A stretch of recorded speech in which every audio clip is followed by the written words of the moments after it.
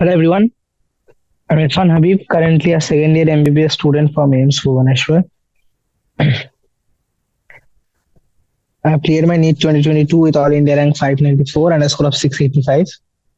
আজ আমরা চ্যাপ্টার নম্বর 14 যেটা হচ্ছে breathing and exchange of gases অর্থাৎ শ্বাসকার্য এবং তার সঙ্গে সঙ্গে গ্যাসের বিনিময়। কোন গ্যাস? প্রধানত দুটো গ্যাস নিয়ে আমরা ডিসকাস করি, সেটা হচ্ছে অক্সিজেন এবং কার্বন ডাই অক্সাইড, রাইট? তো এখন অবধি আমরা যেগুলো পড়েছি সেগুলি হচ্ছে বিভিন্ন রকম শ্বাস অঙ্গ কি কি রয়েছে, তাই তো? যেমন মানুষের ক্ষেত্রে ফুসফুস, মাছেদের ক্ষেত্রে ফুলকা, এরকম ডিফারেন্ট শ্বাস অঙ্গগুলি।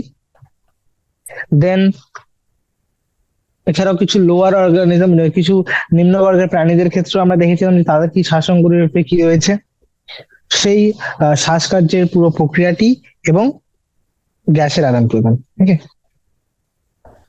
সো নেক্সট থিং ইজ, এবার মেকানিজম অফ ব্রিদিং বুঝে গেছি আমরা। নেক্সট থিং যেটা আসছে সেটা হচ্ছে এক্সচেঞ্জ অফ গ্যাসেস, তাই তো? অর্থাৎ কিভাবে যে অক্সিজেন এবং কার্বন ডাই অক্সাইড যেটা অ্যালভিওলাই পৌঁছালো শ্বাসকার্যের মাধ্যমে, প্রশ্বাস প্রক্রিয়ার মাধ্যমে, মনে করো অ্যালভিওলাই মধ্যে অক্সিজেন পৌঁছেছে, আর আমরা জানি যে ভেনাস ব্লাডটা আসছে, ভেনাস ব্লাডটি আসছে, সেই ভেনাস ব্লাডটিতে CO2 রিচ।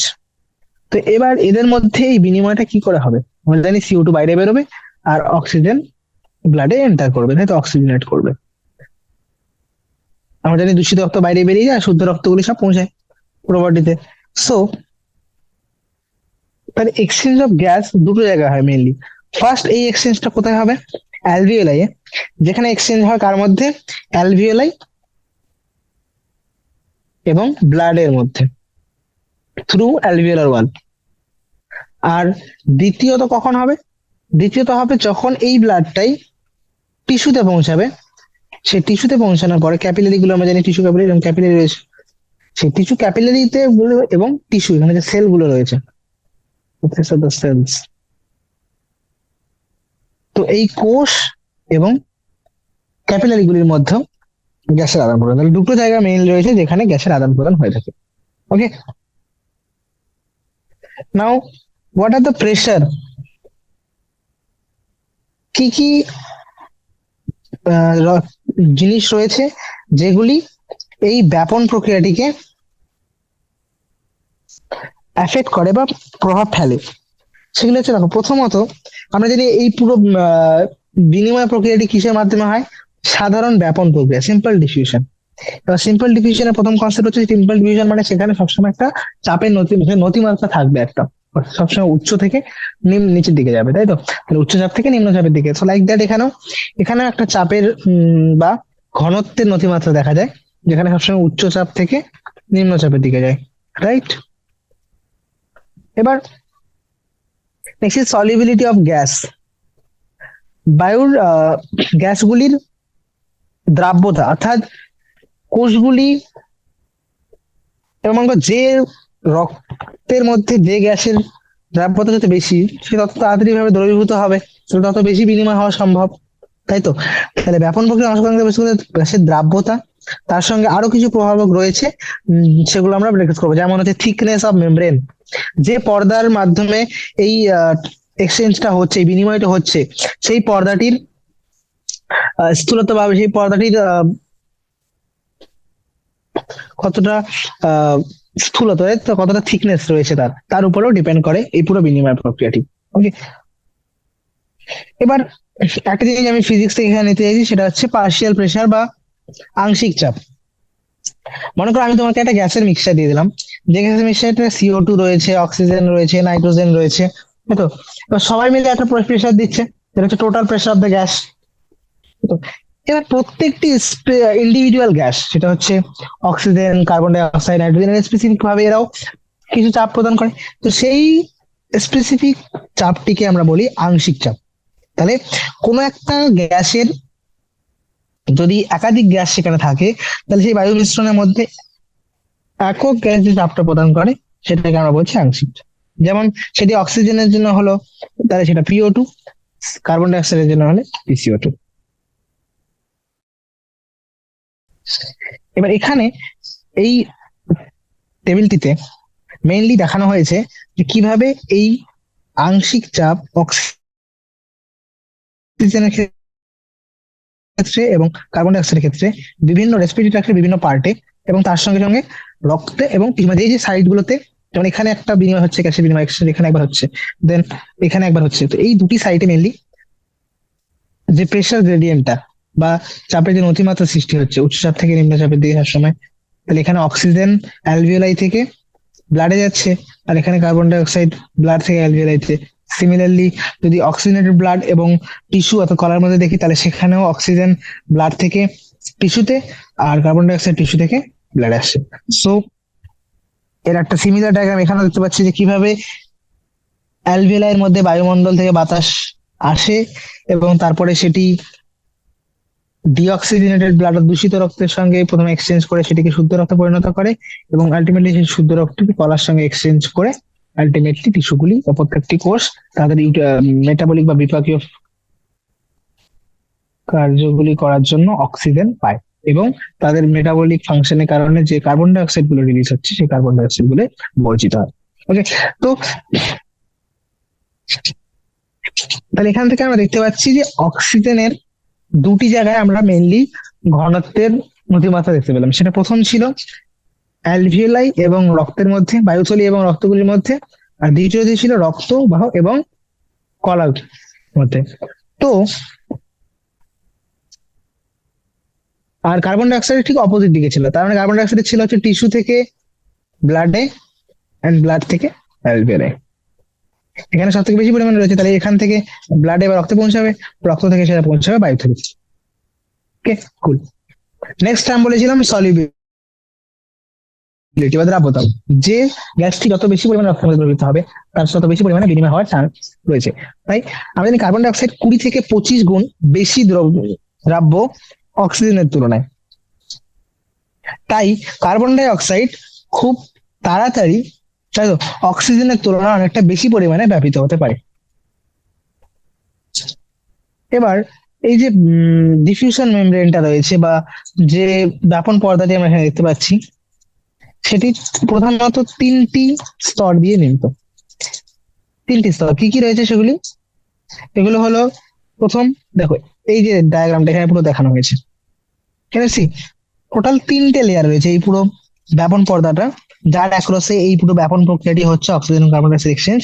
তো সেই 3টি লেয়ার, প্রথম লেয়ারটি হচ্ছে এই বায়ুথলির যে স্কোয়ামাস লেয়ারটি রয়েছে, বায়ুথলির যে পাতলা আইচাকার আমরা আবরণী কলার লেয়ারটা দেখতে পাচ্ছি, এটি প্রথম হচ্ছে আবরণী কলার স্কোয়ামাস টিস্যু, এটা বায়ুথলির। দেন সেকেন্ড হচ্ছে এই যে এদের মাঝখানে একটা বেসমেন্ট মেমব্রেন থাকে, অর্থাৎ ভিত্তি বস্তু, বেসমেন্ট মেমব্রেন, এবং তারপরে রক্তবাহের রক্তবাহকে সারাউন্ড করে যে এন্ডোথেলিয়াম গুলি থাকছে। 3টি layer, endothelium of alveolar capillaries, then ভিত্তিবস্তু বা basement substance, and epithelium of alveoli. Okay, তো এই বেসমেন্ট লেয়ার বা ভিত্তিবস্তু যেটা বললাম, এর মধ্যে কি থাকে সাধারণত? এর কাজ হচ্ছে মেইনলি, এটা একটা খুবই সেই বেসমেন্ট লেয়ারটা হচ্ছে যেখানে এর কাজ হচ্ছে এই যে আবরণী কলাটা রয়েছে যেটা বায়ুথলিকে আবরণ করে রাখছে আর এন্ডোথেলিয়ামকে আবরণ করছে, এই দুটির মাঝখানে যে বেসমেন্ট লেয়ার রয়েছে এর কাজ হচ্ছে মেইনলি এদের দুজনকে সাপোর্ট দেওয়া বা এদের দুজনকে দৃঢ়তা প্রদান করা, ঠিক আছে? যাতে কোলাপস না হয়ে যায় এরা দুজন, বা দুজনের সঙ্গে ফিউজ না হয়ে যায়, এটা করার জন্য বেসমেন্ট মেমব্রেন রয়েছে, ঠিক আছে? যদিও এখানে তোমরা বলছো 3টে লেয়ার, তাহলে তো এই ব্যাপন পর্দাটা অনেক বেশি, তাহলে পুরো হয়ে যাবে না, সেরকম কিছু নয়। 3টে লেয়ার থাকা সত্ত্বেও এদের পুরো থিকনেসটা, পুরো ঘনত্ব, যদি তুমি পুরো পুরুত্বটা দেখো বা স্থূলত্ব দেখো, তাহলে সেটা পুরুত্বটা 1 মিলিমিটারের থেকেও কম হয়। আর এটি 1 মিলিমিটার থেকে কম হয় বলেই প্রত্যেকটি, এই জন্য দেখতে পাচ্ছি যে all factors in our body R favourable in diffusion of oxygen from অ্যালভিওলারি tissue and carbon die oxide tissue. তার মানে হচ্ছে দেখলাম যে প্রেসারের ডিফারেন্স যেটা রয়েছে বা যে চাপের নতিমাত্রা যেটা দেখলাম, সেটা সবসময় দেখছি যে অ্যালভিওলাই থেকে ব্লাড, ব্লাড থেকে টিস্যু, এইদিকে ঘনত্ব রয়েছে, মানে সবসময় অক্সিজেন অ্যালভিওলাই থেকে টিস্যুতে পৌঁছায়, আর অন্যদিকে বিপরীত নতিমাত্রা দেখা যায় কার্বন ডাই অক্সাইডের ক্ষেত্রে। তাহলে কার্বন ডাই অক্সাইডের টেন্ডেন্সি রয়েছে টিস্যু থেকে অ্যালভিওলের দিকে আসবে। তাহলে এই জন্য আমরা দেখতে পাচ্ছি যে আমাদের দেহে যতগুলি প্রভাবক রয়েছে সবাই আলটিমেটলি চেষ্টা করে বায়ুথলি থেকে কলাকোষে, আর কলাকোষ থেকে বায়ুথলিতে অক্সিজেন এবং কার্বন ডাই অক্সাইডের বিনিময় হোক। রাইট? তাহলে সেকেন্ড ফাংশন হয়ে গেল, সেটা হচ্ছে exchange of gas between alveoli and blood. Third point যেটা রেসপিরেশন আন্ডার আসে সেটা হচ্ছে ট্রান্সপোর্ট অফ গ্যাসেস। অর্থাৎ এই যে গ্যাসগুলি অক্সিজেন এবং কার্বন ডাই অক্সাইড যেগুলি রক্তের মধ্যে পৌঁছালো অ্যালভিওলাই থেকে, সেগুলো কিভাবে এবার পরিবাহিত হয়ে কলাকোষের মধ্যে পৌঁছাবে, যেখানে গিয়ে আরেকবার কলাকোষের মধ্যে অক্সিজেন এবং কার্বন ডাই অক্সাইডের বিনিময় হয়। গ্যাসীয় বস্তু পরিবহন যদি দেখি, তো রক্তই হচ্ছে প্রধান মাধ্যম অক্সিজেন এবং কার্বন ডাই অক্সাইডের পরিবহনের জন্য। এবার প্রায় 97%, অর্থাৎ 97% অক্সিজেন পরিবাহিত হয় আরবিসির মাধ্যমে, অর্থাৎ লোহিত রক্তকণিকার মাধ্যমে, এবং বাকি 3% যেটা রয়েছে সেটি পরিবাহিত হয় রক্তকোষের মধ্যে দ্রবীভূত অবস্থায়। আমরা জানি ব্লাডের মধ্যে দুটো পার্ট রয়েছে, কিছু রয়েছে আরবিসি আর কিছু ডাব্লিউবিসি, প্লেটলেট, যেগুলোকে আমরা বলি ফর্মড এলিমেন্ট, আর বাকি পুরো পার্টটা হচ্ছে পুরোটাই রক্তরস বা প্লাজমা। তো 97%, 97% হচ্ছে অক্সিজেন পরিবাহিত হয় লোহিত রক্তকণিকার মাধ্যমে আরবিসির মধ্যে, আরবিসি দিয়ে, আর বাকি 3% এই রক্তরসের মধ্যে দ্রবীভূত হয়ে পরিবাহিত হয়। আর অন্যদিকে কার্বন ডাই অক্সাইড যেটি পরিবাহিত হয় তার মধ্যে প্রায় 20 থেকে 25% হচ্ছে যেটা আরবিসির মাধ্যমে পরিবাহিত হয়। বাকি 70% কিভাবে পরিবাহিত হয়? বাকি 70% পরিবাহিত হয় বাইকার্বনেট রূপে। কিভাবে আমরা ডিসকাস করবো। এবং বাকি এখানে হচ্ছে 20+25+17, তো বাকি যে 5 থেকে 7% থাকছে সেটা পরিবাহিত হচ্ছে কার মাধ্যমে? দ্রবীভূত হয়ে প্লাজমা বা রক্তরসের মধ্যে। ওকে, তাহলে আমরা দেখলাম অক্সিজেন, আরবিসি আর plasma. আরবিসিটা 97, plasma 3। Carbon die oxide দেখলাম আরবিসি, প্লাজমা আর বাইকার্বনেট। বাইকার্বনেট রূপে কতটা বাইন্ড হচ্ছে? এটা বাইকার্বনেট রূপে কিন্তু প্লাজমা দিয়ে যাচ্ছে, সেটা কতটা? 70%। প্লাজমার মধ্যে দিয়ে দ্রবীভূত, প্লাজমা সলিউবল হয়ে বা প্লাজমার মধ্যে রক্তরসের মধ্যে দ্রবীভূত হয়ে কতটা পার্সেন্ট যাচ্ছে? সেটা হচ্ছে 7%। আর বাকি 20 থেকে 25% পরিবাহিত হয় আরবিসি বা লোহিত রক্তকণিকার সঙ্গে বাইন্ড করে। ওকে, তাহলে প্রথমে আমরা দেখছি অক্সিজেন পরিবহন। অক্সিজেন কিভাবে অ্যালভিওলাই এক্সচেঞ্জ হওয়ার পর রক্ত কিভাবে পরিবাহিত হয় কলাকোষগুলিতে পৌঁছায়, পরিবাহিত হয়ে কলাকোষগুলি পৌঁছায়। এখানে হচ্ছে ইম্পর্টেন্ট জিনিস মনে রাখার জন্য, সেটা হচ্ছে আরবিসির মধ্যে একটি বিশেষ রঞ্জক থাকে এবং যেটির কারণেই লোহিত রক্তকণিকার রং লাল, সেটা হচ্ছে হিমোগ্লোবিন। রাইট? হিমোগ্লোবিন, হিম,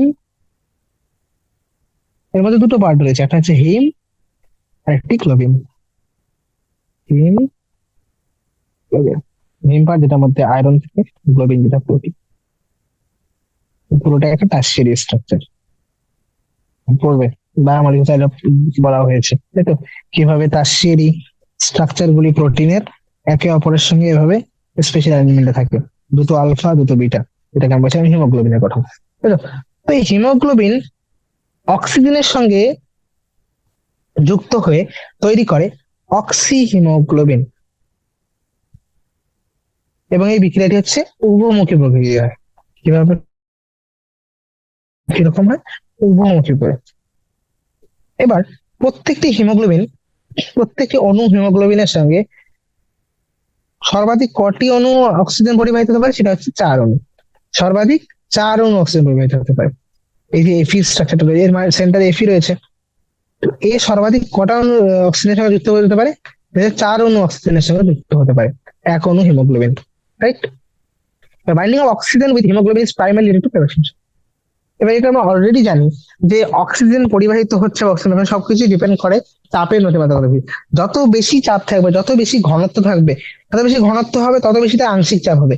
এবার আংশিক চাপ অক্সিজেনের যত বেশি হবে PO2 যত হাই হবে তত বেশি পরিমাণ অক্সিজেন হিমোগ্লোবিনের সঙ্গে বাইন্ড করে তৈরি করবে অক্সি হিমোগ্লোবিন, রাইট? এবং এই যে বাইন্ডিংটা, যেখানে হিমোগ্লোবিন প্লাস অক্সিজেন মিলে তৈরি হচ্ছে অক্সি হিমোগ্লোবিন, এই পুরো ফ্যাক্টরটা যেমন অক্সিজেনের পার্শিয়াল প্রেশারের উপর ডিপেন্ড করে, তেমনি ডিপেন্ড করে কার্বন ডাই অক্সাইডের আংশিক চাপ, হাইড্রোজেন আয়নের ঘনত্ব এবং টেম্পারেচার বা উষ্ণতার উপর। এবার যখন আমরা অক্সিজেনের শতকরা সম্পৃক্তিকে অক্সিজেনের আংশিক চাপের সাপেক্ষে স্থাপন করি, তখন একটা সিগময়েড লেখচিত্র পাওয়া যায়। Why I'm saying that? Because তুমি যদি দেখো অক্সিজেন বাইন্ড করছে হিমোগ্লোবিনের সাথে, ইট ইস নট এরকম সিমিলার যে যত বেশি আমি অক্সিজেনের পার্শিয়াল প্রেসার আংশিক চাপ বাড়াবো তত বেশি পরিমাণে এভাবে বৃদ্ধি পেতে থাকবে, এরকম হয় না। কেন এরকম হয় না? বিকজ হিমোগ্লোবিন অণুগুলির কাছে একটা স্পেশাল ফিচার রয়েছে, যেটাকে বলে স্যাচুরেশন। অর্থাৎ এরা দুটো জিনিস থাকে, দুটো হিমোগ্লোবিনের কাছে দুটো প্রপার্টি থাকে, আমি এক্সট্রা একটু বলছি। সেটা হচ্ছে কোঅপারেটিভ বাইন্ডিং আর স্যাচুরেশন। এবার প্রথমের দিকে যখন অক্সিজেনের পার্শিয়াল প্রেসার খুবই কম, আংশিক চাপ অক্সিজেন খুবই কম, তখন একটি দুটি হিমোগ্লোবিন বাইন্ড করছিল। এবার যখন হিমোগ্লোবিন বাইন্ড করতে শুরু করলো, একটা হিমোগ্লোবিন একটা সরি একটা অক্সিজেন একটা হিমোগ্লোবিনের সঙ্গে বাইন্ড করে গেল, সাপোজ, তখন এই অক্সিজেনটা ফেভার করে আরেকটা অক্সিজেনের বাইন্ডিং এ, আরেকটা অক্সিজেন বাইন্ড করলো, এই দুটো অক্সিজেনের আরো বেশি ফেভার করবে তৃতীয় তাহলে খুব সহযুক্ত হবে, চতুর্থটি আরো সহযুক্ত হবে। তাই প্রথমের দিকে একটা ল্যাগ ফেজ আসে, দেন আলটিমেটলি খুব স্পিডে বাইন্ডিং হতে শুরু করে, কারণ এই যে 1 2 3 এগুলো খুব তাড়াতাড়ি বাইন্ড হতে শুরু করে দিলাম, রাইট? তাহলে প্রথমটা বাইন্ড হতে একটু সময় লাগে, দেন 2 3 4 খুব তাড়াতাড়ি বাইন্ড হয়। আলটিমেটলি হিমোগ্লোবিন যখন শেষ হয়ে যেতে শুরু করবে, তুমি অক্সিজেনটা যখন বাড়াতে লাগো, হিমোগ্লোবিন একটা অ্যামাউন্ট রয়েছে, রাইট? হিমোগ্লোবিন তার থেকে বেশি যদি হিমোগ্লোবিন না থাকে অক্সিজেন বাইন্ড করবে কে? তাহলে আলটিমেটলি সেখানে গিয়ে একটা স্যাচুরেশন ফেজ আছে। দ্যাটস ওয়াই এই পুরো কার্ভটা দেখতে সিগময়েড শেপের হয়। ক্লিয়ার? অনেক সময় জিজ্ঞেস করা হয় অক্সি হিমোগ্লোবিনের যে এই স্যাচুরেশন কার্ভটা বা এই যে অক্সি হিমোগ্লোবিনের সম্পৃক্তি লেখচিত্রটি পাচ্ছ, তার শেপটা কিরকম হয়, তার আকারটা কিরকম, সেটা হচ্ছে কি সিগময়েড শেপ। ক্লিয়ার? এবং এই গ্রাফটা কাদের মধ্যে থাকা হয়েছে? এদিকে রয়েছে অক্সিজেন আংশিক চাপ আর এদিকে রয়েছে কত শতাংশ হিমোগ্লোবিন অক্সিজেনের সঙ্গে যুক্ত হয়েছে, বা তুমি সেটাকে বলতে পারো অক্সিজেনের সাথে হিমোগ্লোবিনের শতকরা সম্পৃক্তির হার। এই কার্ভটির বা এই লেখচিত্রের অপর একটি নাম রয়েছে, যেটাকে আমরা বলি অক্সিজেন ডিসোসিয়েশন কার্ভ। এবং এটির মাধ্যমে আমরা অনেক জিনিস থাকতে হতে পারে। আমি তোমাকে একটু আগে বললাম যে অক্সিজেনের সঙ্গে হিমোগ্লোবিনের এই যে যুক্ত হয়ে যে অক্সি হিমোগ্লোবিন গঠন করে, এটি শুধুমাত্র অক্সিজেনের অক্সিজেনের আংশিক চাপের উপর নির্ভর করে না, তার সঙ্গে কার্বন ডাই অক্সাইডের আংশিক চাপ, হাইড্রোজেন আয়নের ঘনত্ব, উষ্ণতা এদের উপরেও নির্ভর করে, তাই যদি এদের উপর নির্ভর করে তো কিভাবে নির্ভর করছে? এবার মনে করো আমি যদি পার্শিয়াল প্রেসার কার্বন ডাই অক্সাইডে বাড়াই, তাহলে সেক্ষেত্রে অক্সি হিমোগ্লোবিন কম তৈরি হবে। তুমি বলো না অক্সিজেন যদি বেশি থাকে তাহলে চান্স রয়েছে যে কার্বন ডাই অক্সাইড বাড়ি পরিবাহিত হবে। সো ইন দ্যাট কেস গ্রাফটা কিরকম আসবে? এদিকে রাইট শিফট দেখতে দেখাতে পাওয়া যাবে একটা, এটা তোমার পড়বে বোর ইফেক্ট, দেন এইচ প্লাস এর কনসেন্ট্রেশন রাইট শিফট দেখা যায়। তো এই গ্রাফটি অক্সিজেন ডিসোসিয়েশন কার্ভ বিভিন্ন ক্ষেত্রে যখন আমি এই প্রভাবক গুলি যেমন কার্বন ডাই অক্সাইডের আংশিক চাপ, হাইড্রোজেন আয়নের ঘনত্ব, উষ্ণতা এগুলোকে যদি আমি চেঞ্জ করি, তাহলে সেক্ষেত্রে চান্স থাকে যে এটিও চেঞ্জ হয়ে যাবে। তাহলে অ্যালভিওলাই যেখানে অক্সিজেনের আংশিক চাপ খুবই বেশি এবং নিম্ন কার্বন ডাই অক্সাইডের নিম্ন আংশিক চাপ এবং নিম্ন এইচ প্লাস এর আয়নের হাইড্রোজেন আয়নের ঘনত্ব এবং নিম্ন তাপমাত্রায়, তাহলে সেখানে কি হবে? অক্সিজেনের সঙ্গে হিমোগ্লোবিনের বাইন্ডিং হবে। এসব ফ্যাক্টর গুলি হচ্ছে, এসব প্রভাবকগুলি যদি ভালো করে দেখো সেগুলি অক্সি হিমোগ্লোবিন তৈরির জন্য অনুকূল। আর অন্যদিকে নিম্ন অক্সিজেনের আংশিক চাপ, উচ্চ কার্বন ডাই অক্সাইডের আংশিক চাপ, উচ্চ হাইড্রোজেন আয়নের ঘনত্ব এবং উচ্চ তাপমাত্রায় এই সমস্ত প্রভাবগুলি অক্সি হিমোগ্লোবিনের পৃথকীকরণের জন্য অনুকূল হবে। এবার তুমি বলো কোন কেসে বা কোন সাইটে কোন জায়গায় অক্সিজেনের ঘনত্ব মানে অক্সিজেন আংশিক চাপ বেশি, কার্বন ডাই অক্সাইডের আংশিক চাপ কম, সেটা হচ্ছে অ্যালভিওলাই। তাহলে অ্যালভিওলাই এর মধ্যে অক্সিহিমোগ্লোবিন তৈরি হচ্ছে। আর কোথায় অক্সিজেন ঘনত্ব কম, কার্বন ডাই অক্সাইড ঘনত্ব বেশি, যেখানে বিপাকীয় ঘটনাগুলি হচ্ছে, বিপাকীয় কার্যকলাপ হচ্ছে, সেটা কোথায়? সেটা হচ্ছে টিস্যু সাইটে। এখান থেকে পুরো ক্লিয়ারলি বোঝা যাচ্ছে যে অক্সিজেন ফুসফুসের তলের মধ্যে বাইন্ড করে অক্সিজেনের সাথে, অক্সিজেন যুক্ত হয়, আর গিয়ে টিস্যু বা কলাকোষগুলিতে গিয়ে সেগুলি পৃথকীকরণ হয়ে যায়। এবার প্রত্যেক 100 ml অক্সিজেন কত পরিমাণ অক্সিজেন আহ কত পরিমাণ অক্সিজেন পরিবহন করে? সেটা হচ্ছে 5 ml। 5 ml, ঠিক আছে। দেখো সে নিয়ে যায় 20 ml, পরিবহন করতে পারে 20 ml, 20 ml, কিন্তু 15 ml ফিরিয়ে আসে। আলটিমেটলি পরিবাহিত হয় কতটা? 5 ml। বিকজ 100 ml এর মধ্যে হিমোগ্লোবিন থাকে 15 গ্রাম।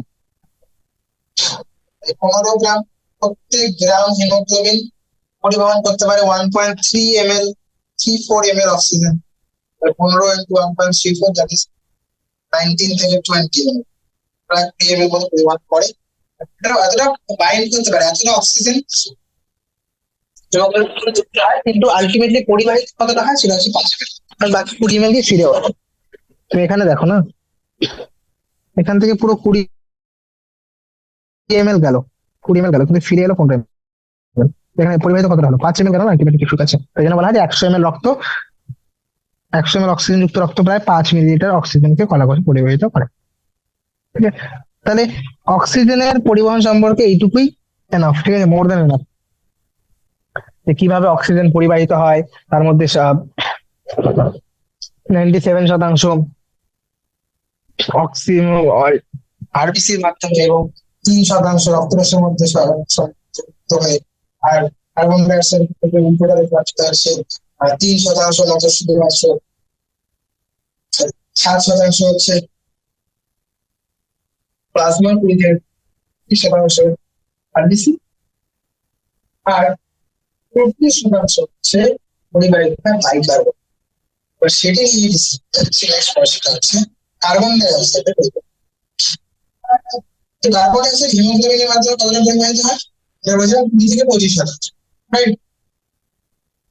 সো সি যে কার্বন ডাই অক্সাইড হিমোগ্লোবিনের মাধ্যমে কিভাবে পরিবাহিত হয়? কার্বন ডাই অক্সাইড হিমোগ্লোবিনের সঙ্গে যুক্ত হয়ে আসলে এই হিমোগ্লোবিন গ্লোবিন অংশে গিয়ে অ্যামিন গ্রুপের সাথে জুড়ে যায় বলে একটা প্রোডাক্ট তৈরি করে, যেটার নাম হচ্ছে কার্ব অ্যামিনো হিমোগ্লোবিন। কি নাম সেটির? Carb amino haemoglobin. ওকে, আরেকটা জিনিস বলে রাখতে চাই, হিমোগ্লোবিনের সঙ্গে যখন অক্সিজেন যুক্ত হয় তখন কিন্তু অক্সিজেন হিমোগ্লোবিনের জারণ করে না। আমরা জানি অক্সিডেশন, অক্সিজেন যুক্ত হওয়াকে অক্সিডেশন বলছি, কিন্তু সেক্ষেত্রে অক্সিজেন যুক্ত হয়ে জারণ করে করে দেয় না, ঠিক আছে। সে অক্সিজেনেশন মানে সেটা জাস্ট বাইন্ড করে, এটা কোঅর্ডিনেশন বন্ডের মাধ্যমে জাস্ট যুক্ত হয়ে থাকে, ঠিক আছে, কোনো রকম জারণ প্রক্রিয়া করে না, কিন্তু মনে রাখবো। কার্বোঅ্যামিনো হিমোগ্লোবিন, কার্বোঅ্যামিনো হিমোগ্লোবিন যেমনটা আমি বললাম যে এটি কার্বন ডাই অক্সাইড যখন যুক্ত হয় হিমোগ্লোবিনের সঙ্গে তৈরি করে কার্বন ডাই অক্সাইড, এবং এর মাধ্যমে 20 থেকে 25% পরিবাহিত হয়, কার্বন ডাই অক্সাইড 20 থেকে 25% পরিবাহিত হয়। তো থিং ইজ, এই যে বন্ডটা তৈরি হলো সেটা কিন্তু মেইনলি কার উপর ডিপেন্ড করে? যেমনটি আমরা দেখেছিলাম যে অক্সিজেন যখন হিমোগ্লোবিনের সঙ্গে যুক্ত হচ্ছিল, সেই প্রক্রিয়াটি যেমন অক্সিজেনের আংশিক চাপের উপর নির্ভর করে, তেমনি নির্ভর করে কার্বন ডাই অক্সাইড, হাইড্রোজেন আয়নের ঘনত্ব এবং তাপমাত্রার উপর। সিমিলারিটি দেখা যায় এখানেও, যে এখানে মেইন ফ্যাক্টর কিন্তু কোনটি হয়ে দাঁড়ায়? কার্বন ডাই অক্সাইডের আংশিক চাপ আর অক্সিজেনের আংশিক চাপ। তো যেখানে কার্বন ডাই অক্সাইডের আংশিক চাপ বেশি এবং অক্সিজেনের আংশিক চাপ কম, সেখানে সেটা কোথায়? টিস্যুতে। তাহলে সেখানে কি হবে? সেখানে বেশি বেশি পরিমাণে কার্বন ডাই অক্সাইড হিমোগ্লোবিনের সাথে যুক্ত হবে। আর যেখানে কার্বন ডাই অক্সাইডের আংশিক চাপ কম এবং অক্সিজেনের আংশিক চাপ বেশি, সেখানে কি হবে? যেটা হচ্ছে কোথায়? এটা হচ্ছে অ্যালভিওলাই, বায়ুথলিতে। সেখানে কি হবে? সেখানে এই কার্বন ডাই অক্সাইড হিমোগ্লোবিনের থেকে আলাদা হয়ে যাবে। তাহলে বোঝা গেল, পৃথকীকরণ হয়ে যাবে। তাহলে পৃথকীকরণ হয়ে গেলে কি হয়? হিমোগ্লোবিন প্লাস CO2 রিলিজ হয়ে যাবে, সেটা অ্যালভিওলাই দিয়ে বাইরে বেরিয়ে গেল। এই গ্রাফটাতে দেখতে পারো, বুঝছি, কার্বন ডাইঅক্সাইড বেরিয়ে গেল, আর এখানে কার্বন ডাইঅক্সাইড যুক্ত হচ্ছিল। ঠিক আছে, এবার আসি মেইন পার্ট। সেটি হচ্ছে 70% কার্বন ডাই অক্সাইড পরিবাহিত হয় বাইকার্বনেট রূপে, তাই তো? আরবিসির মধ্যে একটি এনজাইম, একটি উৎসেচক থাকে যার নাম হচ্ছে carbonic anhydrase.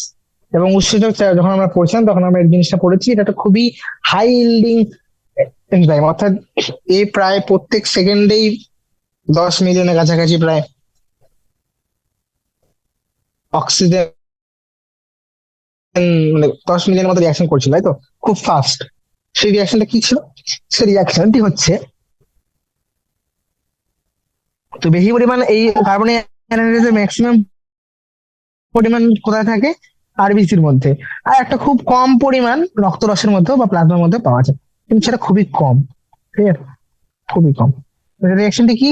Carbon die oxide H2O বা জলের সঙ্গে যুক্ত হয়ে কার্বনিক অ্যানহাইড্রেসের উৎসেচকের উপস্থিতিতে পরিবাহী কনভার্টেড হয় কি, সে পরিবর্তিত হয় H2CO3 বা বাইকার্বনেট, হাইড্রোজেন, সরি এটা বাইকার্বনেট,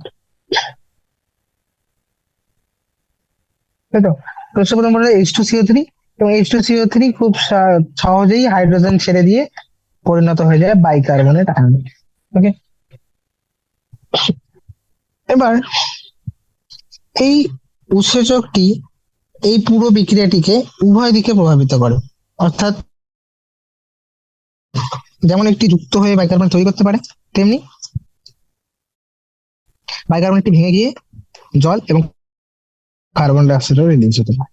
এবার কলা কোষে, যেখানে কার্বন ডাই অক্সাইডের ঘনত্ব বেশি, কার্বন ডাই অক্সাইড আংশিক চাপ বেশি, এবং অক্সিজেনের আংশিক চাপটি তুলনামূলকভাবে কম, সেখানে এই কার্বন ডাই অক্সাইড রক্তের মধ্যে ব্যাপন প্রক্রিয়ায় পৌঁছায় এবং তৈরি করে বাইকার্বনেট এবং হাইড্রোজেন। আর বায়ুথলিতে, যেখানে কার্বন ডাই অক্সাইড আংশিক চাপ কম এবং অক্সিজেনের আংশিক চাপ বেশি, সেখানে আমরা দেখছি যে এই রিয়াকশন, এই পুরো বিক্রিয়াটি বিপরীত দিকে হবে। কি বলো? এটা আমরা পড়েছি যে কোন একটা ইকুইলিব্রিয়াম থাকলে, ইকুইলিব্রিয়াম ডিস্টার্ব হলে সবসময় এনজাইম চেষ্টা করবে সেই ইকুইলিব্রিয়ামটাকে মেনটেন করা। এবার যেখানে কার্বন ডাই অক্সাইড কনসেন্ট্রেশন কম, সেখানে রিয়াকশনটা এদিকে যাবে, যেখানে কার্বন ডাই অক্সাইড কনসেন্ট্রেশন বেশি সেদিকে এদিকে যাবে। ঠিক আছে? এটা হয় টিস্যুতে, আর এটি হবে অ্যালভিওলাই। তাই কার্বন ডাই অক্সাইড কলাকোষের মধ্যে বাইকার্বনেট রূপে আবদ্ধ হয় এবং বায়ুথলিতে গিয়ে নির্গত হয়। এবার এই প্রক্রিয়ার মাধ্যমে, তাহলে এই টোটাল আরবিসি, প্লাজমা, এগুলির মাধ্যমে প্রত্যেক 100 ml দূষিত রক্ত 4 মিলিলিটার কার্বন ডাই অক্সাইডকে বায়ুথলিতে মুক্ত করে। ক্লিয়ার? তাহলে এখানে আমরা স্টেপগুলো কমপ্লিট করে ফেলাম। সেটা হচ্ছে পরিবহন। এটা পরিবাহিত হওয়ার পরে সেই অক্সিজেন রিচ, তো যখন অক্সিজেন যুক্ত রক্তটি পৌঁছাবে কলাকোষের মধ্যে, সেখানে অক্সিজেন রিলিজ হবে আর কার্বন ডাই অক্সাইড কোষ থেকে রক্তের মধ্যে নির্গত হবে, রাইট? আলটিমেটলি, এবং সেই অক্সিজেনটা ব্যবহৃত হবে কোথায়? সেলুলার রেসপিরেশন বা কোষীয় শ্বসনের মধ্যে। ওকে, এবার লাস্ট পার্ট আছে, সেটা হচ্ছে শ্বসনের নিয়ন্ত্রণ, বা কিভাবে আমরা রেসপিরেশনকে রেগুলেট করতে পারি। এবার আমরা জানি যে মানব শরীরে যত বেশি দেহ কলার চাহিদা অনুযায়ী, বডির কিছু ডিমান্ডের উপর নির্ভর করে, আমরা শ্বসনের ছন্দকে বজায় রাখা এবং পরিবর্তন করার একটা বিশেষ ক্ষমতা আছে।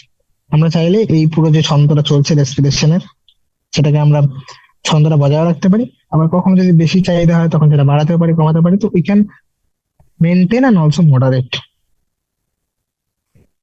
এর জন্য মেডুলা অঞ্চলের মধ্যে একটি বিশেষিত কেন্দ্র রয়েছে, যেটি শ্বসন নিয়ন্ত্রণে গুরুত্বপূর্ণ ভূমিকা পালন করে। কোথায় রয়েছে সেটি? মেডুলাতে। মেডুলা। আরেকটি সেন্টার কোথায় রয়েছে? তৃতীয় একটি সেন্টার রয়েছে, অ্যানাদার সেন্টার কোথায় রয়েছে? সেটা হচ্ছে পন্স রিজন। আমরা জানি যে ব্রেন স্টেমটা ভালো করে দেখি, এটা হচ্ছে সেরিব্রাল হেমিস্ফিয়ার। তো পন্স, মেডুলা। তো মেডুলার মধ্যে প্রাইমারি সেন্টারটি থাকে, আরো কিছু সেন্টার রয়েছে যেগুলো পন্সের মধ্যে রয়েছে। ওকে, এবং এই পঞ্চের মধ্যে যে সেন্টারগুলি থাকে সেটাকে আমরা বলি নিউমোট্যাক্সিক সেন্টার। এখানে যে সেন্টারটি থাকে তার নাম হচ্ছে নিউমোটক্সিক সেন্টার, নিউমোটক্সিক কেন্দ্র। নিউমোটক্সিক কেন্দ্রের কাজ কি? নিউমোটক্সিক কেন্দ্রের কাজ হচ্ছে যে মেইন রেসপিরেটরি রিদম সেন্টারটি ছিল, বা যে প্রধান ছন্দ নিয়ামক কেন্দ্র যেটাকে আমরা বলছি, এই যে respiratory rhythm centre, respiratory rhythm centre বা বাংলা বললেন বলতে পারি শ্বসন ছন্দ নিয়ামক কেন্দ্র। তো এই কেন্দ্রটা থাকছে মেডুলার মধ্যে, আর একে রেগুলেট করে বা একে নিয়ন্ত্রণ করে, এর কাজগুলিকে নিয়ন্ত্রণ করছে নিউমোট্যাক্সিক সেন্টার, যেটা পঞ্চের মধ্যে উপস্থিত। এবার এই স্নায়ুতন্ত্রগুলি কোত্থেকে এদের সমস্ত রেসপন্স গুলো পায়? সেগুলি পাচ্ছে হচ্ছে এরা বিভিন্ন স্নায়ু কেন্দ্র থেকে আগত স্নায়বিক সংকেতের মাধ্যমে প্রশ্বাস প্রক্রিয়ার সময়কালকে ডিউরেশন অফ ইন্সপিরেশন, প্রশ্বাস প্রক্রিয়ার সময়কে হ্রাস করতে পারে। এবং যদি প্রশ্বাস প্রক্রিয়ার সময় হ্রাস পায়, সাপোজ ইন্সপিরেশন ডিউরেশন কমে গেল, 2 সেকেন্ডে ইন্সপিরেশন হচ্ছিল, এবার যদি সেটা 1 সেকেন্ডে হয়ে যায়, তাহলে আলটিমেটলি পুরো রেসপিরেটরি সাইকেলটা চেঞ্জ হয়ে যাবে, তাই তো? তাহলে এই যে শ্বাস প্রশ্বাসের যে হারটা ছিল, শ্বসনের হার, সেটাকে পরিবর্তন করতে পারে এই ছন্দ নিয়ামক কেন্দ্রগুলি। এবং সেগুলো কোথেকে আসে? এই সেন্টারগুলি থেকে আগত স্নায়ুগুলির মাধ্যমে। Okay? এবার এই ছন্দ নিয়ামক কেন্দ্রের পাশে একটি রাসায়নিক সংবেদী অঞ্চল রয়েছে, সেটা হচ্ছে কেমোসেন্সিটিভ এরিয়া। কোথায় উপস্থিত? সেটা হচ্ছে এই ছন্দ নিয়ামক কেন্দ্রের কাছে। এই অঞ্চলটি highly sensitive two carbon dioxide, এবং কার্বন ডাইঅক্সাইড এবং হাইড্রোজেন আয়নের ঘনত্বের উপর এটি অত্যন্ত সংবেদনশীল হয়। এবার যদি এর মধ্যে কোন একটা আয়নের ঘনত্ব বেড়ে যায়, কার্বন ডাইঅক্সাইডের ঘনত্ব বেড়ে গেল বা হাইড্রোজেন আয়নের ঘনত্ব যদি বৃদ্ধি পায়, এদের একটু বৃদ্ধিতেই এই অঞ্চলগুলি উদ্দীপিত হয়ে যায়। এই অঞ্চলগুলি যখনই সক্রিয় হয়ে যায়, তাহলে কেমোসেন্সিটিভ এরিয়া, যেটা মনে করেন আমি এক্সাম্পল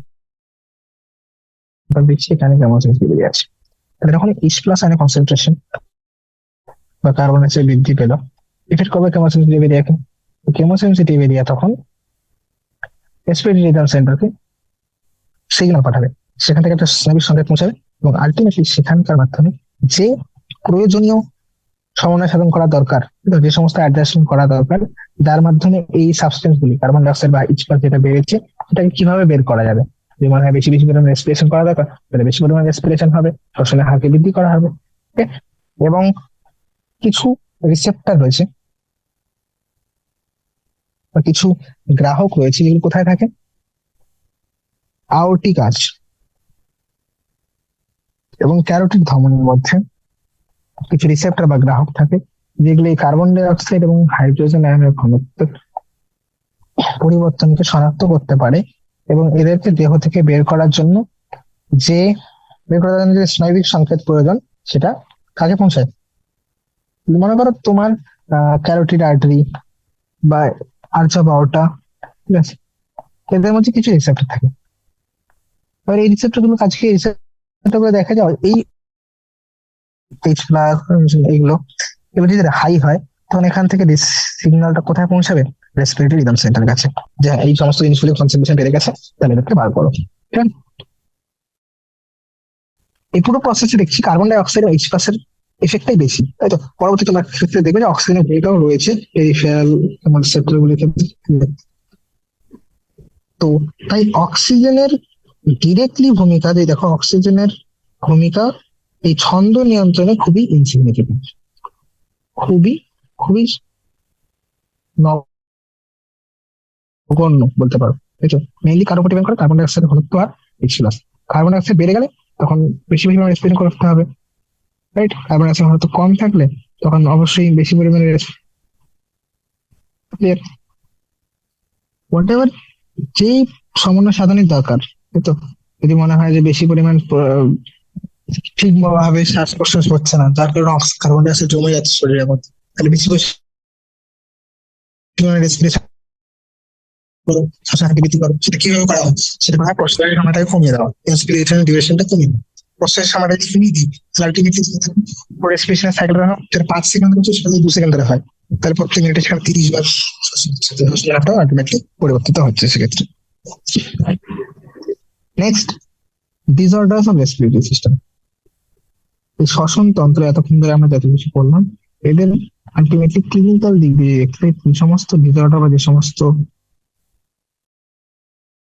বল যোগ দেখা দেয় সেগুলো হচ্ছে প্রথম অ্যাজমা, বাংলাদেশ সবাই জানি হাঁপানি, হাঁপানি রোগ, তাই তো? এটি কেন হয়? এটা হলো শ্বাসকার্যের বাধা। সাপোজ তোমার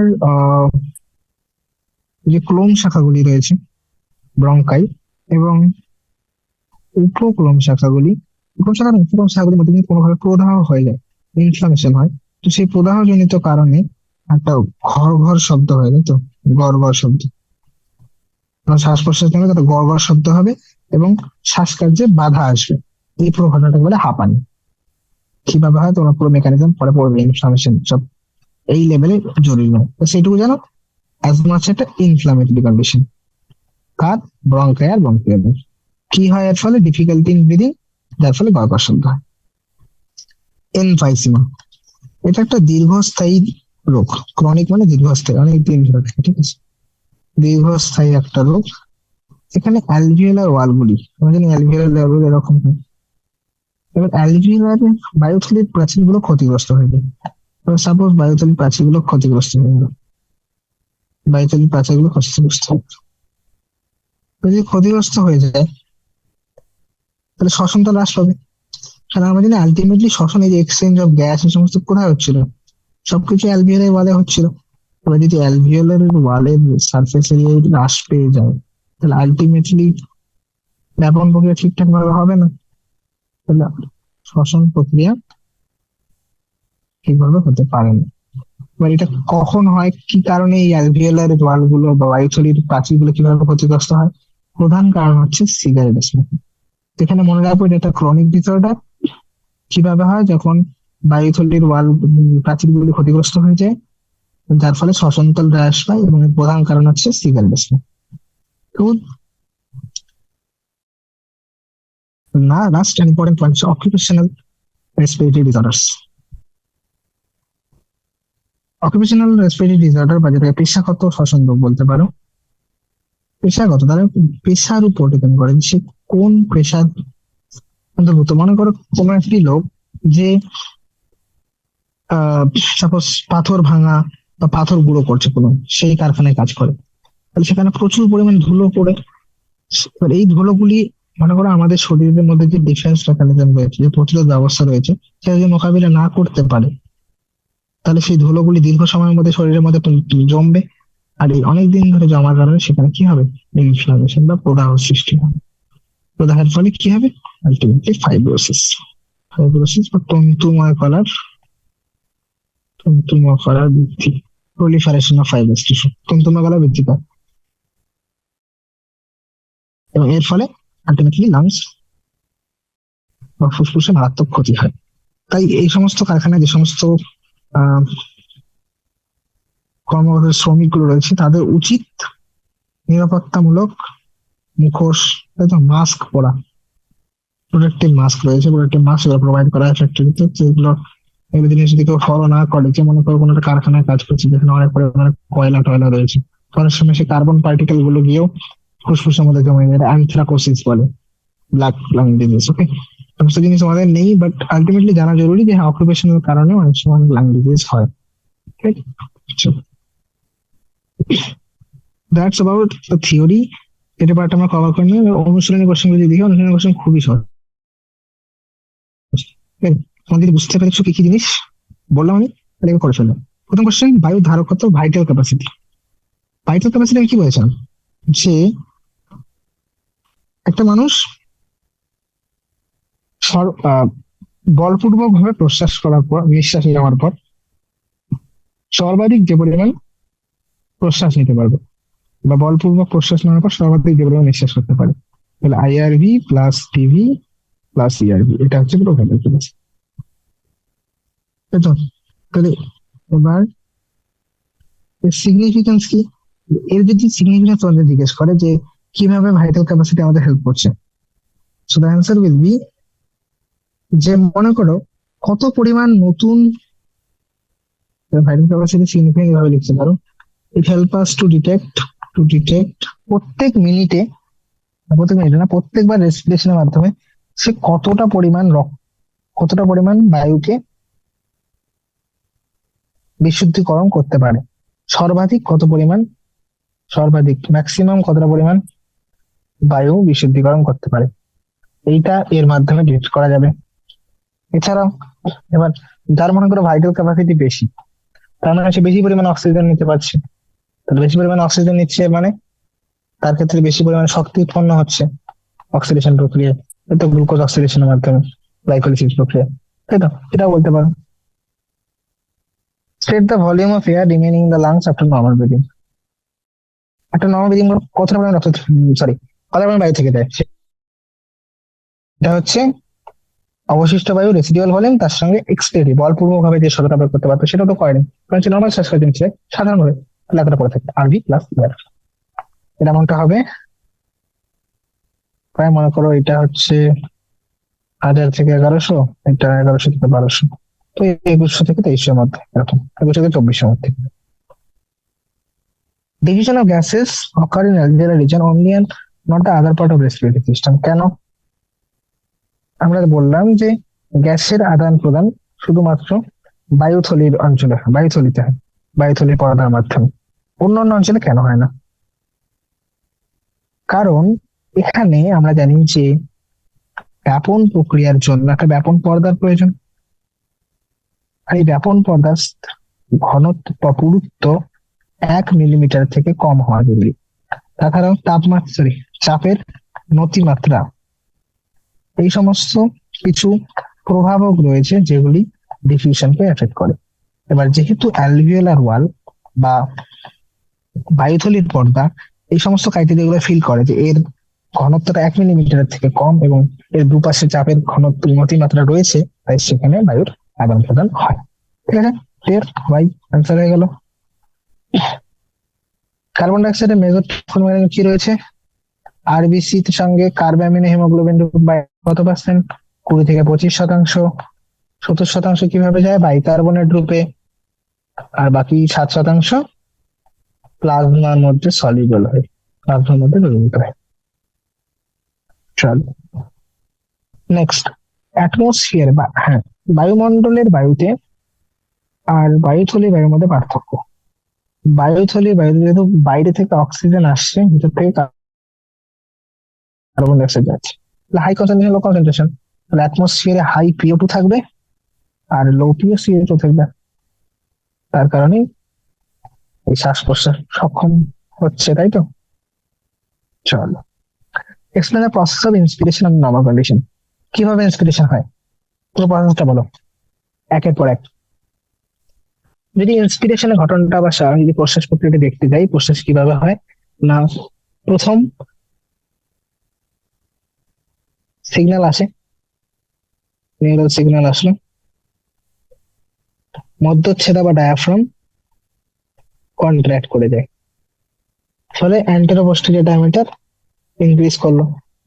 অন্যদিকে ইন্টারকস্টাল মাসেল বা পাজরাস্থি যে পেশিগুলো রয়েছে সেগুলির কন্ট্রাকশন হবে, ফলে ডর্সো ভেন্ট্রাল ডায়ামিটার এটাও বৃদ্ধি পেল। উভয় বৃদ্ধি পাওয়ার কারণে বক্ষ গহ্বরের আয়তন বৃদ্ধি পায়, এবং যেহেতু এটা একটা বায়ু এটা এয়ারটাইট চেম্বার, তাই থোরাসিক ক্যাভিটির আয়তন বৃদ্ধি পেলে সেটা রিফ্লেক্ট হয় পালমোনারি ক্যাভিটির, তাই তো? তার ফলে ফুসফুসীয় আয়তন সেটাও বৃদ্ধি পাবে, ফলে চাপ হ্রাস পাবে। অন্তঃফুসফুসীয় ইন্ট্রাপালমোনারি প্রেসার হ্রাস পেলে, এবং এটি হ্রাস পেয়ে যখন বায়ুমণ্ডলের তুলনায় কমে যায় তখন বায়ুমণ্ডল থেকে প্রেসার ডিক্রিজ লেস দ্যান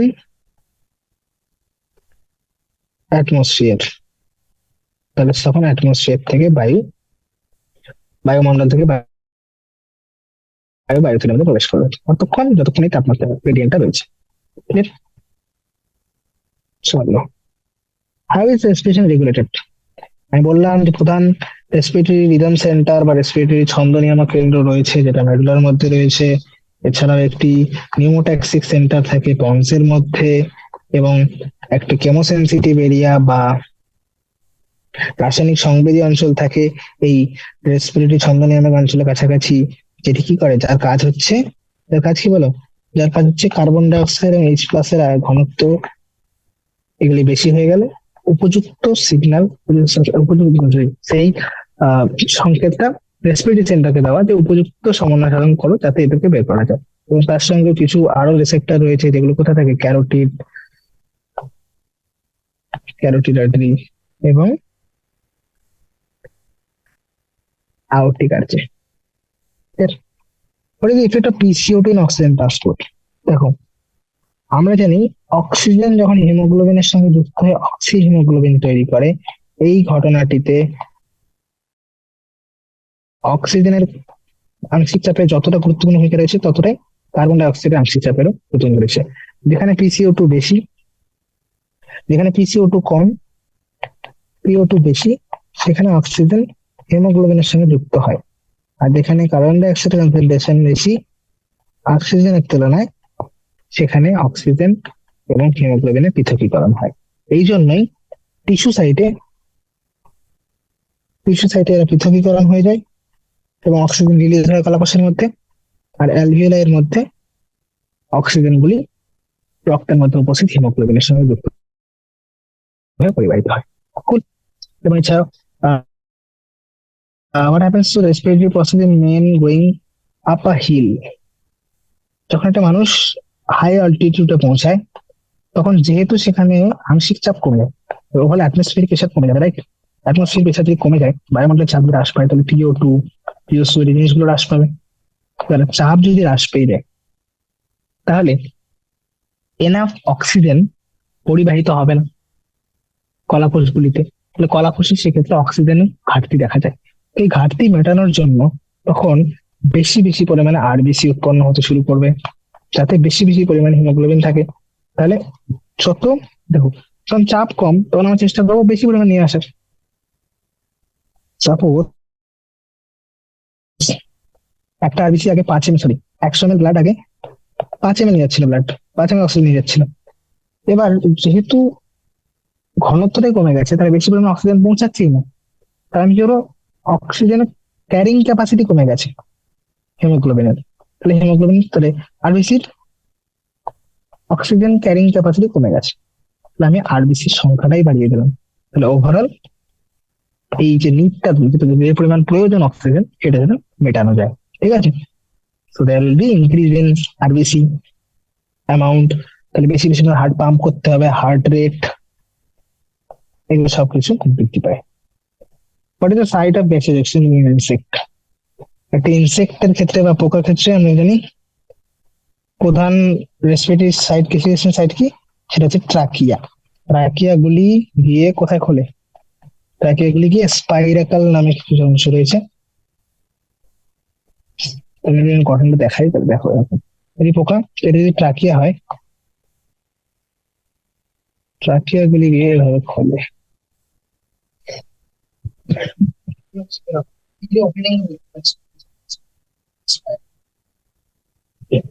ট্রাকের ওপেনিং গুলো স্পাইরাকাল এর মাধ্যমে আসে, এবং প্রত্যেকটা অ্যাবডোমেন সেগমেন্টে, আমরা জানি এদের অ্যাবডোমেন গুলো সেগমেন্ট হয়, খন্ডি ভবন দেখা যায়, তো প্রত্যেকটি সেগমেন্টে একটা স্পাইরাকাল থাকে।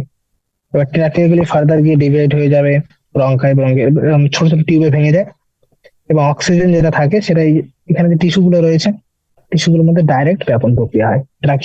এখানে কোনো অ্যালভিওলাই নেই, ট্রাকিয়া আর কলাকোষের মধ্যে ডিরেক্টলি ব্যাপন প্রক্রিয়ার মাধ্যমে পরিবাহী গ্যাসের আদান প্রদান হয় বলে একে বলা হয় ব্রাঙ্কিয়াল রেসপিরেশন।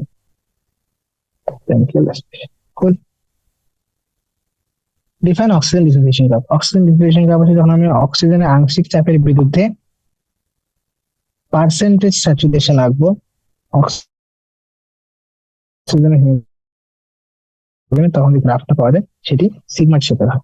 ওকে, এটা আমরা বলেছিলাম যে কি কি ফ্যাক্টর রয়েছে, কার্বন ডাইঅক্সাইড আংশিক চাপ, হাইড্রোজেনের ঘনত্ব, টেম্পারেচার, এগুলি এর এফেক্ট করে এর শেপ। অনেক সময় রাইট শিফট হয়ে যায়, লেফট শিফট হয়ে যায়, ঠিক আছে। কিন্তু হয়তো হাইপক্সিয়া, তুমি কখন হাইপক্সিয়া শুনেছো? হাইপক্সিয়া কথাটা হচ্ছে যখন একটা প্যাথোলজিক্যাল কন্ডিশন, যখন শরীরের কোনো একটা অংশ বা পুরো শরীরে সাফিসিয়েন্ট পর্যাপ্ত পরিমাণ অক্সিজেন থাকে না। Sufficient oxygen not supplied two body parts. তো 4 টাইপের মেইনলি হাইপক্সিয়া হয়, আমি বলে দিচ্ছি, তোমরা এগুলো ডিটেলে পড়বে পরবর্তীতে, বাট এই লেভেলে শুধু নাম জেনে রাখো তাহলে অনেক। সেটা হচ্ছে সাইটোটক্সিক, প্রথম সাইটোটক্সিক দিয়ে শুরু করছি না, প্রথম শুরু করছে হাইপক্সিয়া, দেন অ্যানিমিক হাইপক্সিয়া, দেন স্ট্যাগন্যান্ট হাইপক্সিয়া, দেন সাইটোটক্সিক হাইপক্সিয়া। এটা আমি বলছি কিরকম। হাইপক্সিক, মনে করো আমার বাইরে বাতাসের মধ্যে অক্সিজেন নেই, তাই তো, বা অক্সিজেন পৌঁছাচ্ছে না ফুসফুসের মধ্যে, কোনো ট্রাকিয়ার অবস্ট্রাকশন হয়েছে বা কোথাও একটা অবস্ট্রাকশন হচ্ছে, তাহলে সেক্ষেত্রে অক্সিজেন ঠিকঠাক পৌঁছাবে না, তাহলে সেই হাইপক্সিয়া কি বলবো? হাইপক্সিয়া। এবার আরেকটা কন্ডিশন হতে পারে ঠিকঠাক ভাবে পৌঁছাচ্ছে কিন্তু পরিবহনের মাধ্যমে নেই, তাহলে সেটা হচ্ছে অ্যানিমিক, তাই তো। অক্সিজেন ঠিকঠাক আসছে কিন্তু নিয়ে যাওয়ার জন্য পরিবহনের মাধ্যম নেই, হিমোগ্লোবিন কনসেন্ট্রেশন কম, অ্যানিমিয়া এগুলো ক্ষেত্রে। স্ট্যাগন্যান্ট, সবই ঠিক আছে কিন্তু এই মানুষের বডি টিস্যুতে যেতে হবে, কিন্তু এখানে গিয়ে রক্তবাহ স্ট্যাগন্যান্ট হয়ে গেছে, বদ্ধ হয়ে গেছে, তাহলে বন্ধ হয়ে গেলে সেটাকে স্ট্যাগন্যান্ট অ্যানিমিয়া। আর সাইটোটক্সিক, পর্যাপ্ত পরিমাণে অক্সিজেন পৌঁছাচ্ছে টিস্যুতে কিন্তু টিস্যু বা কলাকোষ সেটা ব্যবহার করতে পারছে না, মনে করো সায়ানাইড পয়জনিং হয়ে গেছে, তো ইলেকট্রন ট্রান্সপোর্ট চেনই কাজ করছে না, তো অক্সিজেন ইউজই করতে পারছে না কলাকোষ, তাহলে সেটা একটা হাইপোক্সিয়া। আলটিমেটলি তো টিস্যু অক্সিজেন পাচ্ছে না, মানে তাহলে অক্সিজেন কমই হয়ে যাচ্ছে, তাই বিভিন্ন মেটাবলিক ফাংশন গুলো সব হ্রাস পেয়ে যাবে। ওকে, সিমটম কি হবে তাহলে? সেখানে ঠিকঠাক কাজ করবে না, তাহলে কি হবে? শর্টনেস অফ ব্রিদিং হবে, অ্যাংসিয়াসনেস, ব্রেনের মধ্যে ঠিকঠাক অক্সিজেন পৌঁছাবে না, অ্যাংসিয়াসনেস, লিথার্জি, কনফিউশন, এগুলো সব আসবে। ওকে, চলো, last difference between ERV and IRV নিজেই বলতে পারো, ডেফিনেশনটা লিখে দিলে দুটোরই এবং অ্যামাউন্ট লিখে দিলে, স্পিড রিজার্ভ ক্যাপাসিটি সেম, এগুলি চেষ্টা করবে এগুলো সবগুলির ডেফিনেশন আর অ্যামাউন্টটা বলে দেবে, অ্যামাউন্ট অফ এয়ার কতটা। ঠিক আছে, লাস্ট কোয়েশ্চেন, টাইডাল ভলিউম কি?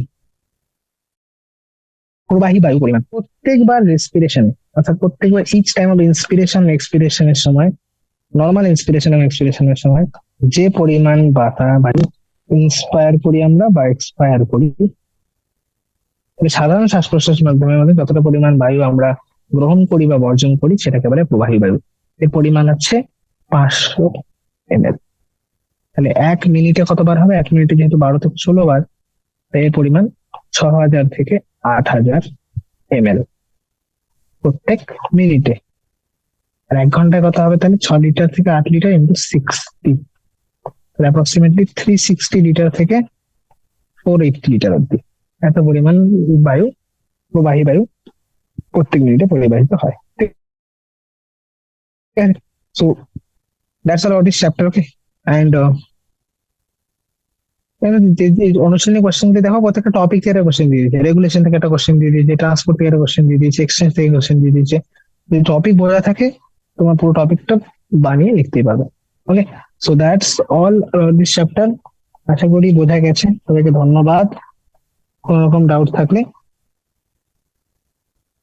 try to ask. Okay, well, all the best.